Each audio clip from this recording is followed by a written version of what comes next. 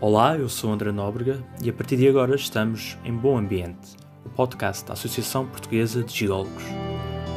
Este é o nosso primeiro episódio e é lançado no Dia Internacional da Terra e Dia Nacional do Património Geológico. Para assinalar ambas estas efemérides, preparamos uma conversa sobre património natural. Veremos como a biodiversidade depende da geodiversidade e como é importante preservá-las em conjunto. Um dos convidados de hoje é o professor António Galopim de Carvalho, doutorado em Sedimentologia e em Geologia. Além de professor universitário, foi diretor do Museu Nacional de História Natural e de Ciência. Os portugueses chamam-no carinhosamente o avô dos dinossauros, e muitos conhecem-no pelo trabalho que fez e continua a fazer em prol da valorização e salvaguarda do património geológico. Ao seu lado temos o biólogo Lucas César.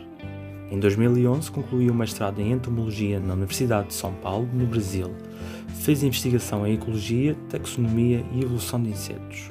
Integra, desde 2018, a equipa técnica do Estrela Geoparque, na área de Biodiversidade e Sustentabilidade.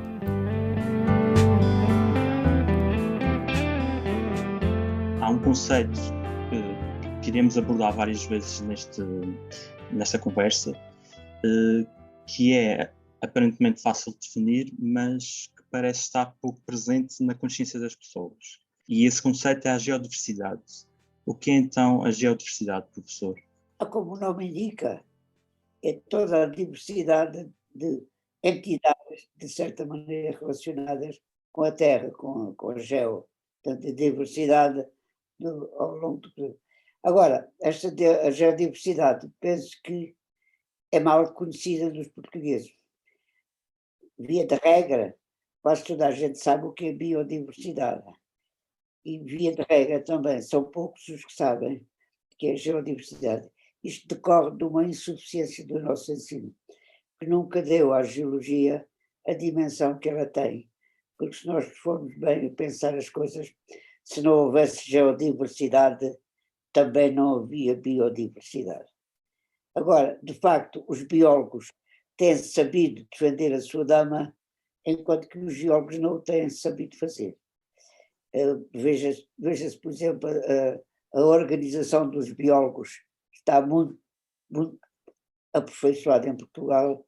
A organização dos geólogos, se não fosse a Associação Portuguesa de Geólogos, pouco mais era defendida ao nível do Estado. Nós nem sequer conseguimos ter a ordem dos geólogos. Eu devo dizer, eu já estou muito velho, mas lembro, já não sei em que anos, mas por volta dos anos 70, uma reunião, já não me lembro onde, mas em que estava o professor João Pacheco, o recém-falecido doutor Miguel Magalhães Ramalho e eu estávamos a tentar organizar a ordem dos geólogos. Isso nunca mais foi para a frente, mas daí nasceu o núcleo da Associação Portuguesa de Geólogos. Na geodiversidade cabe a rocha, cabe o fóssil, cabe a gruta, cabe a galeria, cabe a mina. Tudo aquilo que se relaciona de certa maneira com a história da Terra está dentro da geodiversidade. E dentro disso temos o património geológico, não é? Que no fundo são os aspectos da geodiversidade que têm um valor especial, que importa preservar, são os geossítios, não é? Exato. Quer dizer, nós, da mesma maneira, nós preservamos uma ruína de um castelo, de uma catedral, um papiro, um documento, qualquer coisa que tenha valor documental e, sobretudo, além do documental, tiver caráter monumental, conserva-se, preserva-se e enaltece. A partir de uma certa altura, a geologia começa a sentir a necessidade que, além da geologia ter uma componente económica, passasse a ter também uma componente cultural. E aí surge a necessidade de preservar o monumento, daí nasce o monumento natural, daí nasce o geomonumento, nasce o geossítio, nesta preocupação de olhar para a geologia como algo que nos pertence, nos conta uma história muito mais antiga do que a nossa história e, portanto, que é preciso divulgar, mas antes de divulgar, preservar. Eu aproveito o que o professor disse no início, que a biodiversidade depende da geodiversidade para existir, ou seja, a vida desenvolve-se a partir da base geológica do nosso planeta. Por isso, eu pergunto ao Lucas que exemplos é que existem da interação da influência da geodiversidade sobre a biodiversidade. Sim, como o professor bem disse, a biodiversidade, a existência da biodiversidade depende diretamente da geodiversidade, não só enquanto substrato, por exemplo, o solo para as plantas, mas também do ponto de vista histórico. A diversidade de espécies que existe hoje em dia vem do longo tempo de evolução geológica, da criação de barreiras físicas, barreiras geográficas, que vão, em consequência disso, guiar a diversificação das espécies, o surgimento de novas espécies, o isolamento reprodutivo, como mecanismo também da evolução. Então, eu acho que a parte mais forte dessa relação é a parte histórica. A história das espécies está diretamente relacionada com a história geológica do território e do planeta. Mas também temos aquelas situações em que, por exemplo, o relevo e a Serra da Estrela é um exemplo bastante claro, em que o relevo influencia o tipo de ecossistema que vamos ter, não é? Sim, claro. E aí entra também o efeito, por exemplo, do gradiente altitudinal, das espécies se adaptarem melhor em uma certa altitude, em uma certa condição ambiental, e acabarem se distribuindo por efeito da competição entre as espécies, como estratégia evolutiva para se perdurarem na história, vão se encaixando nesses diversos ambientes promovidos pela história geológica. O Lucas é formado em Biologia e atualmente trabalha no Geoparque, um lugar onde se valoriza o património geológico. Uhum. A sua visão sobre a importância da geodiversidade mudou de alguma forma depois de assumir esta função? Mudou do ponto de vista de conhecer mais a geodiversidade, como o professor Galopim de Carvalho falou no início, a biodiversidade tem muito mais evidência e o mesmo acontece na nossa educação. Eu imagino que aqui em Portugal, eu me formei no Brasil, mas imagino que aqui em Portugal também não seja diferente. A biodiversidade, como o professor disse, tem muito mais apelo, talvez não só pela capacidade dos biólogos se venderem, mas também pela identificação, um ser vivo, uma entidade com olhos, atraia mais uma identificação do que as rochas. E desde que eu entrei no Estrela Geoparque, desde que eu comecei a trabalhar em 2018, tenho aprendido muito mais sobre a geodiversidade e entendido muito mais como as coisas caminham junto, como as coisas, e principalmente do ponto de vista da divulgação científica, faz muito mais sentido que isso seja explicado junto. Se a gente pensar, por exemplo, nos séculos 18, dos naturalistas da época, todos eles tinham um conhecimento mais amplo que abordava todas essas áreas, e a gente, pela necessidade de maior quantidade de conhecimento, foi se especializando e colocando essas disciplinas todas nas caixas, e hoje em dia eu acho que é uma coisa que prejudica muito, pensando nos alunos, nas escolas, enxergarem cada disciplina numa caixa separada quando está tudo interligado. Então, é uma questão muito relevante para o geoparque também. Na comunidade científica não geóloga, nota que falta alguma sensibilização para a importância da geodiversidade? Os cientistas não valorizam o suficiente a geodiversidade? Eu acho que valorizam do ponto de vista da importância do conhecimento, mas muitas vezes não tem base para valorizar também na comunicação.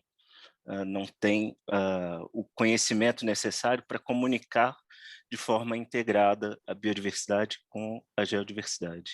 Professor, como sabemos, em Portugal existem, e bem, vários programas para proteger a nossa biodiversidade. E também temos referências ao património geológico na legislação que existe de conservação da natureza. No entanto, o património geológico está muitas vezes secundarizado nas estratégias de conservação da natureza. Por que razão o património geológico não tem a atenção que merece? A resposta é muito simples e estou farto de falar sobre ela nas muitas comunicações e artigos que escrevo. Há em Portugal uma iliteracia geológica muito grande e que vem desde muito tempo, desde há muito tempo. Não, se reparar, aquela geração de pessoas que estão hoje na atividade, quer os nossos políticos, quer os nossos jornalistas, quer os nossos difusores de cultura, até os nossos jogadores de futebol, se perguntar algum tema, se propuser um tema relacionado com geologia, eles ignoram profundamente. Enquanto que qualquer pessoa sabe o que é uma couve, sabe o que é uma alface, sabe que já viu uma batateira, porque a biologia está muito mais próxima da vivência das pessoas. Portanto, é natural que o ser humano se preocupe mais, tenha os olhos mais abertos para a biodiversidade, até porque ela está exposta, as rochas estão quase sempre escondidas, as minas são subterrâneas, o petróleo está lá no fundo. Portanto, os aspectos da geologia são mais apelativos aos olhos para o cidadão comum do que os aspectos relacionados à biologia. Isso é uma evidência. Agora, do ponto de vista do conhecimento da nossa própria história, a nossa história mais antiga, da nossa própria filosofia, a geologia é tão importante quanto a biologia e nunca foi tratada. Nunca foi tratada porque os governantes desconhecem a geologia, a população desconhece a geologia e quem hoje faz os programas de ciências naturais realmente vai atrás desta onda em que a biologia ganhou sempre o estatuto mais importante e continua arrastando-se nesta dependência. Se repararmos, quando a ciência começa a ser ciência, não há geólogos nem há biólogos, há naturalistas, antes naturalistas são filósofos. E nessas fases da evolução do pensamento, as ciências naturais abarcavam não só as pedras, como as alfaces. Os naturalistas, nós só a partir do século XVIII é que começamos a ter geólogos diferenciados, porque até lá todos os avanços na geologia, na história da geologia, ou foram feitos por alquimistas no mundo da mineralogia, por exemplo, ou por naturalistas nos aspectos da geologia. Não se falava em geólogos, falava-se em naturalistas. Ora, nós hoje ainda estamos nessa tendência. E era fundamental ultrapassar esta distância, porque 90% das matérias-primas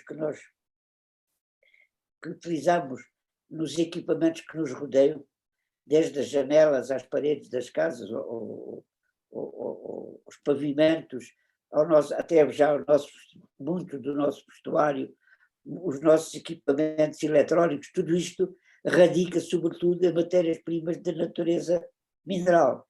E a natureza mineral está associada ao mundo das rochas. Portanto, bastava só esta diferença, esta grande dependência da saturação e, sobretudo, os recursos naturais, enquanto que os recursos biológicos podem ser renováveis e renovam-se ano a ano com as estações, com a primavera, etc. Os recursos geológicos, à medida que se vão esgotando, só serão recuperados, como sabe, daqui a milhões de anos, quando houver reciclagem. E estamos aí a falar de um ciclo de Wilson, estamos a falar em 200 milhões de anos aproximadamente. Portanto, é este o panorama. Eu não me canso de defender que o cidadão devia ter um conhecimento de geologia mais aprofundado do que aquele que tem. E cabe às escolas, à educação, fomentar esse conhecimento, certo? Exatamente, exatamente. Eu frequentei 2 anos de biologia antes de fazer geologia e tenho uma estima muito grande pela biologia. Por exemplo, um dos grandes filósofos da atualidade, que faleceu já há pouco tempo, o Stefan G. Golder, era simultaneamente biólogo e geólogo. E esta união, nós não podemos ser geólogos se não tivermos a compreensão de muitos aspectos da biologia. A história da Terra está associada à história da vida. Não é? A nossa atmosfera está intimamente ligada à história da vida. Todo um conjunto de situações que nos regulam tendem a unir as duas disciplinas. O próprio Charles Darwin, que famoso por ter desenvolvido a teoria da evolução, também fazia trabalhos de geologia e a própria teoria da evolução precisou de bases paleontológicas e geológicas de descobertas que se estavam a fazer na época dele, de fósseis, para se perceber que a Terra era muito mais antiga. Ele e o Hutton e o Lyell, a necessidade de estender o tempo à dimensão dos milhões de anos, apareceu a partir dessa altura, porque antes dessa altura a Igreja obrigava-nos a pensar que a história da Terra e do homem tinha 6.000 anos, e o Darwin precisava de muitos milhões de anos para justificar a evolução. E o Hutton deu-lhe a explicação. O Hutton e o Lyell, não. Certo. Já nesta fase já percebemos como é importante a geotercicidade e isso leva-nos já à geoconservação, que é essencialmente a proteção de lugares de interesse geológico, os tais geossítios, que constituem o património geológico. E em Portugal essa geoconservação tem melhorado nos últimos anos, é um facto. No entanto, há muito ainda por fazer e o professor já esteve envolvido em várias lutas para tentar melhorar esse aspecto da nossa sociedade. O que é que falta em Portugal fazer em termos de geoconservação? Falta tudo, praticamente. Ora, nós temos uma instituição que se chama Instituto de Geoconservação da Natureza. Agora, estupidamente, até se diz das florestas, mas já foi da biodiversidade. Como se a biodiversidade não fosse natureza ou como se as florestas não fossem natureza. Mas isso é uma história antiga que eu já não quero voltar, já me canso de debater sobre ela. Mas esse Instituto da Conservação da Natureza devia chamar-se Instituto da Conservação da Biodiversidade, porque, de facto, ao nível da biodiversidade tem feito muito bom trabalho, enquanto que ao nível da geodiversidade não tem feito praticamente nada, e é uma atitude, é vergonhoso o papel, é vergonhoso a história dessa instituição relativamente à geodiversidade. E de hoje eu pus no Facebook um artigo sobre a Jaceira de Santana, que é um resto de uma antiga exploração de gesso nas proximidades da Vila de Sesimbra, que estive a ler o que já tinha escrito em 1989, a última tentativa, uma das tentativas que fiz junto à Câmara de Sesimbra era de salvar esse geossítio. Continuo, já passaram mais de 20 anos, 23 anos aproximadamente. Portanto, é este o nosso panorama. E há muito geossítio hoje que tem sido valorizado, sobretudo pelas universidades, pelo trabalho das universidades do norte e do centro do país e do sul. Assim como os geoparques. Isso é uma, como é que dizer, é um grande sucesso da Comissão Nacional da Unesco, e em colaboração com os geólogos tem feito um belíssimo trabalho.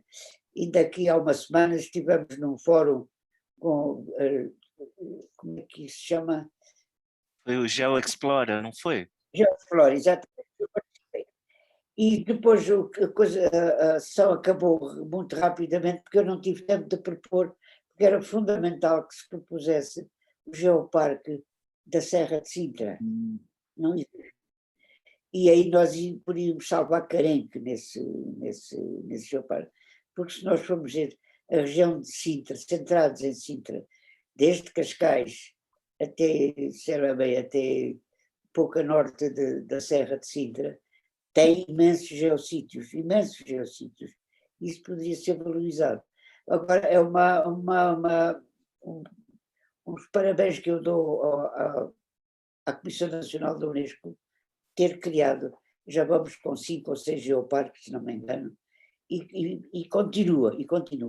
E aí tem-se verificado uma esplêndida colaboração dessa instituição com os geólogos. Eu falo dos geólogos, não sei como é que as coisas se passam ao nível da relação dos geoparques com os biólogos, mas com os geólogos eu sei que a colaboração tem sido muitíssimo boa.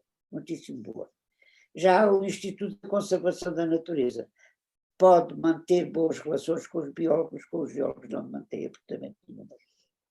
E tem lá bons geólogos, deixa-me que lhe diga. Tem lá bons geólogos. É o que eu já disse outro dia. É uma instituição que tem bons profissionais de geologia, mas a instituição não presta como instituição geológica.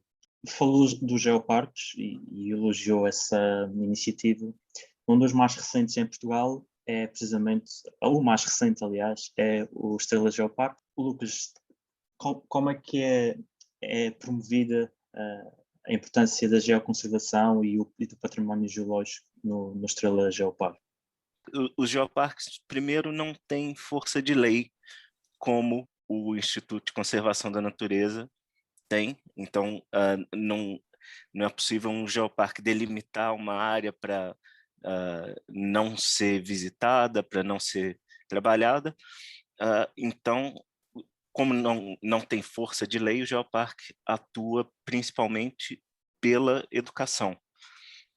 A aposta maior é justamente na educação, com um trabalho muito próximo com as escolas, e nesse sentido eu vejo que é um recurso muito importante, porque, e a gente tem até o retorno de vários professores do território, de fora do território, que querem se associar ao geoparque, querem chamar o geoparque para dentro da escola, para apresentar aos alunos a geodiversidade, a importância da conservação desse patrimônio. Então, a primeira linha de atuação é justamente a educação, é formar novas gerações com essa consciência, é isso que o professor disse que falta na sociedade portuguesa para valorização da geodiversidade. Em outras vertentes, buscando também atuação na ciência, para manter a produção de conhecimento, para sabermos mais. Nós temos muitas perguntas ainda a responder aqui na Estrela, e em todo Portugal, sobre a geodiversidade, questões de datações, reconstrução da história do território. Tem muitas questões que ainda estão em suspenso. E pensando no ponto de vista da sustentabilidade econômica, como que a gente consegue preservar esse patrimônio com uma pressão muito grande, seja de mineração, seja de explorações de qualquer tipo. Os geoparques, nesse sentido, atuam muito apoiados no pilar do turismo como fonte de sustentabilidade econômica para essa geoconservação, trabalhando, claro, o turismo de forma sustentável, tentando estratégias para que esse turismo seja informativo, educativo e crie boas experiências para o visitante, sem com isso degradar o ambiente, degradar o patrimônio natural. Uma das missões dos geoparques é promover tanto o património natural, de que estamos a falar aqui, como o património humano, e muitas vezes vemos que se visitarmos um geoparque, vemos como esses dois tipos de património, natural e humano, se integram e se relacionam. Como é que afeta a comunicação, a divulgação a educação no Estrela Geoparque sobre as várias dimensões do património, tanto humano como natural.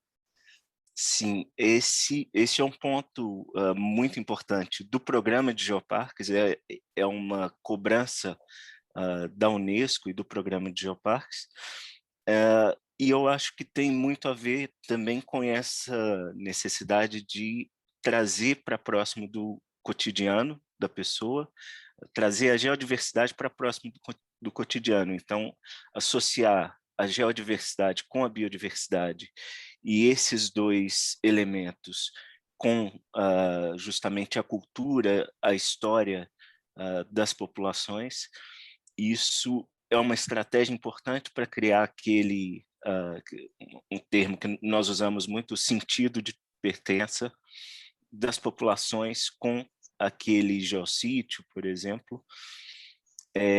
Então, resgatando a relação que as populações têm com a geodiversidade, seja na arquitetura, seja como um marco na paisagem, um elemento visível que acompanhou a evolução daquela população, é uma estratégia justamente para trazer a população para perto como embaixador e como agente na proteção desse patrimônio.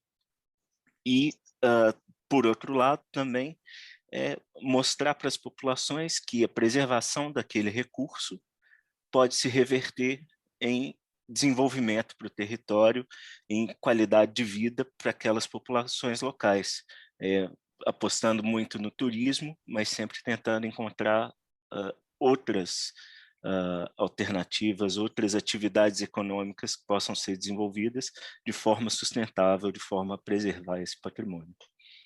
E quais são os principais aspectos da biodiversidade do espaço onde se encontra o Estrela Geoparque?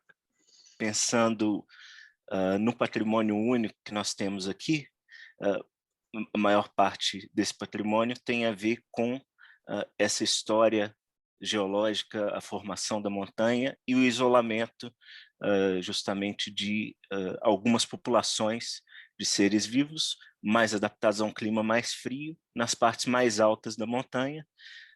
Esse isolamento acaba por gerar endemismos, espécies que só existem aqui na Serra da Estrela, e esse é um dos principais patrimônios que nós temos por aqui.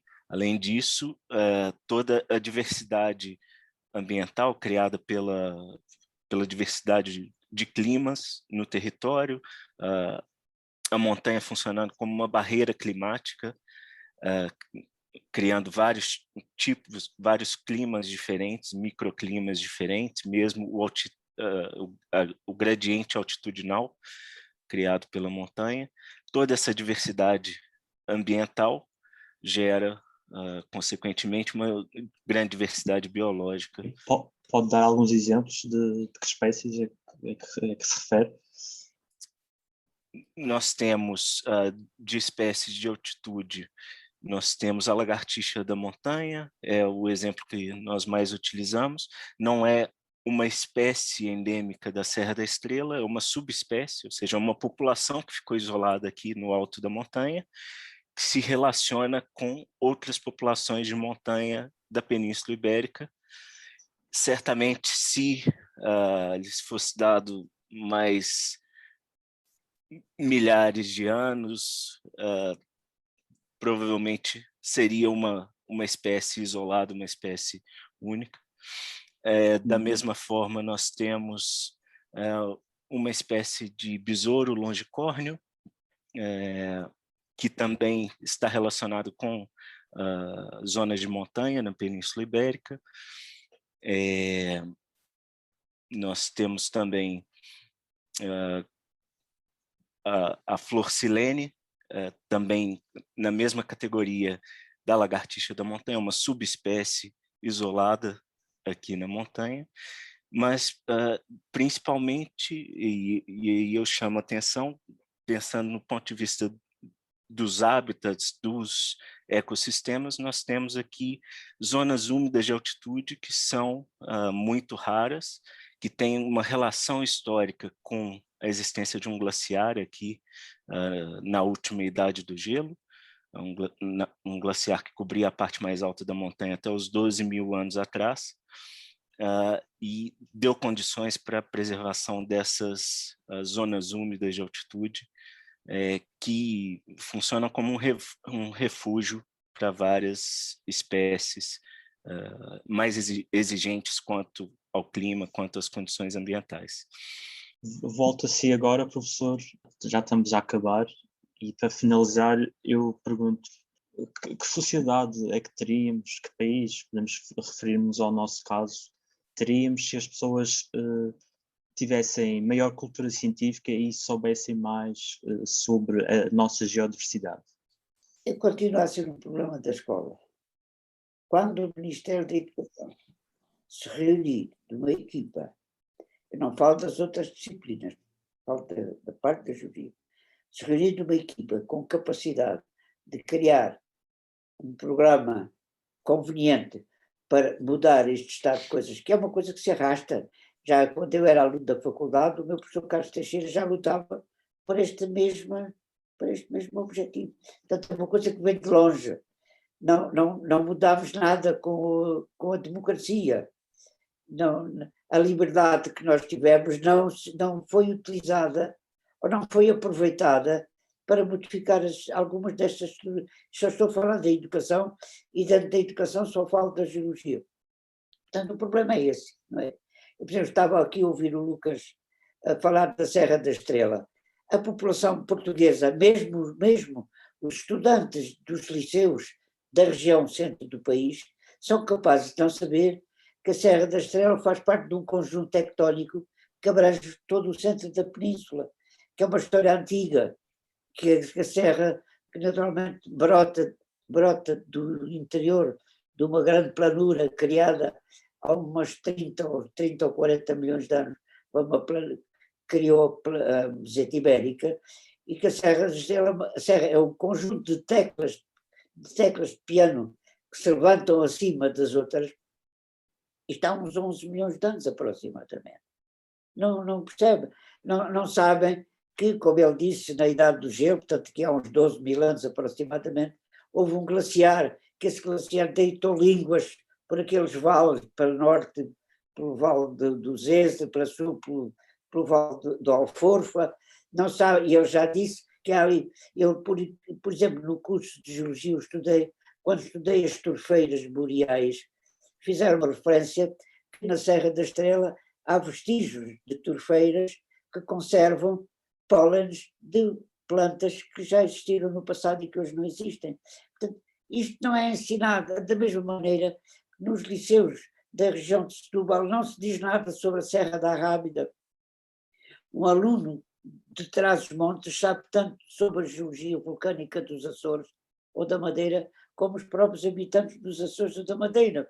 Portanto, até o ensino poderia começar por ser geral nas generalidades, perdoe-se a redundância, e depois ser especificado na regionalidade. Portanto, na beira alta podia estudar perfeitamente a Serra da Estrela, na beira baixa podia estudar as minas da Panasqueira, na zona da Rábida, a Serra da Rábida, a zona de Sintra, no Alentejo estudar as Pirites. Portugal tem uma grande diversidade geológica que valia a pena ser aproveitada nas escolas para aprofundar os seus valores locais. Ora, um aluno que na região da Guarda veja a Serra da Estrela e que toda a panóplia de conhecimentos geológicos que são precisos ir buscar para explicar aquela montanha e toda a sua evolução, já lhe dá um conjunto de ideias de geologia suficientes para despertar nele a curiosidade. E já agora, como é que as coisas se passam na Rábida? É diferente, da mesma maneira. Portanto, um bom geólogo podia... e outra coisa que é preciso dizer, os alunos do secundário não precisam de saber a geologia das universidades. Portanto, era preciso, assim como para a biologia, eu continuo a defender que a biologia no ensino básico e secundário devia ser uma biologia naturalística, explicar as espécies, explicar a diversidade, os grupos biológicos, os taxas, e estudar, saber o que é uma couve. Não sabe o que é uma couve, não sabe a distinção entre uma couve e uma batateira, não é? Uhum. O problema é esse, mas sabe muito de fisiologia, de química da reprodução, disto e daquilo.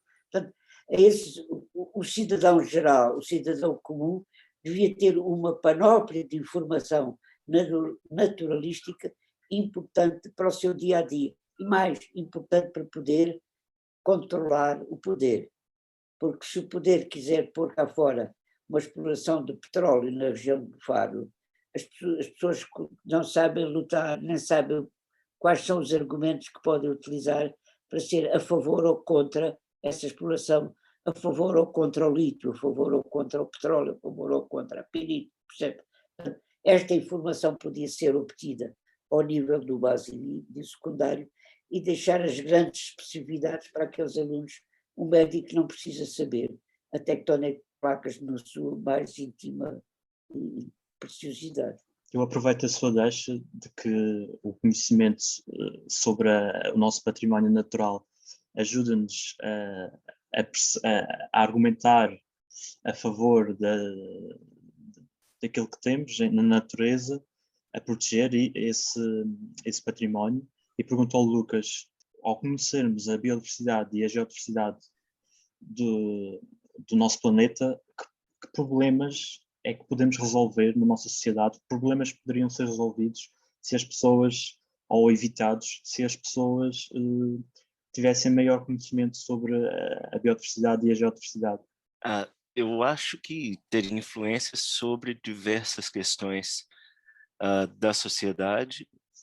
As questões mais diretas que a gente pode pensar são as questões dos riscos, os riscos naturais, entender as rochas, entender o funcionamento do ambiente como um todo pode ajudar a prevenir derrocadas, movimentos de vertente, né?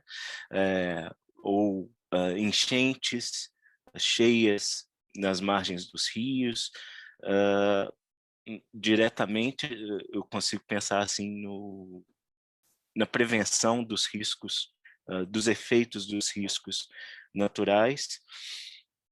A longo prazo, pensando na história, aproveitando o componente histórico da geologia e da biodiversidade, entender a história que nos levou no planeta até o momento de hoje e nos preparar para o que nos espera no futuro. E aí a gente tem falado muito da questão das alterações climáticas, entender a variação do clima no passado. Isso vai muito, é muito apoiado pela geodiversidade e também relacionado com a biodiversidade. Entender isso, ver o momento presente e criar estratégias para o futuro e mudança de comportamento para o futuro. Teríamos com certeza uma sociedade mais preparada e mais harmoniosa, por assim dizer. Porque, como se costuma dizer, só se protege aquilo que se conhece, não é? Exatamente.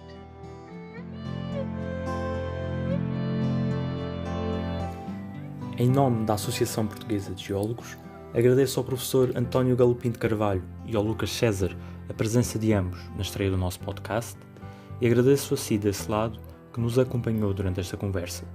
Pode seguir a Associação Portuguesa de Geólogos nas redes sociais, Facebook, LinkedIn ou Twitter. Os respectivos links estão na descrição deste episódio. Eu sou André Nóbrega, a música é do António Mota e volto daqui a 3 semanas com outros 2 convidados em mais um convívio entre a geologia e a sociedade. Até breve.